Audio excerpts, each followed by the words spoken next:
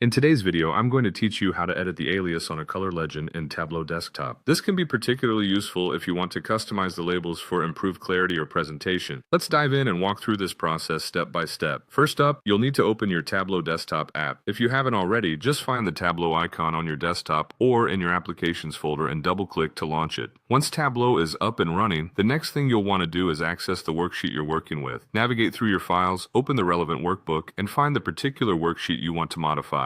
Alright, now with your worksheet open, we're going to start working on setting up our data. Begin by dragging the subcategory dimension to the row shelf. You'll notice this action organizes your visual by listing all available subcategories on each row. Next, take the sales measure and drag it to the column shelf. This will arrange your data to display sales figures across the column axis. It's a simple way to visually compare different subcategories by their sales volume.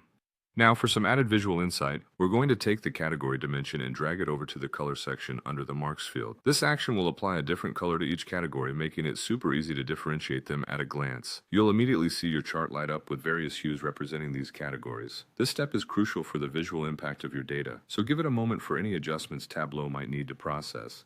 Following this setup, let's adjust the position of the color legend for better accessibility. Simply drag the color legend from the right sidebar and drop it below the marks field. This makes good use of your workspace and keeps your visual less cluttered while maintaining functionality. With the color legend set up, it's time to make our aliases tweak. Right-click on any value within the legend that you wish to edit. From the context menu that appears, select the option named Edit Alias. A dialog box will pop up prompting you to modify the label. Type in your desired name for the category, ensuring it's clear and descriptive for anyone who views your data. Double-check your new alias for correctness and clarity. As a final step, click OK to save your changes. And just like that, you've successfully edited the alias on a color legend in Tableau desktop.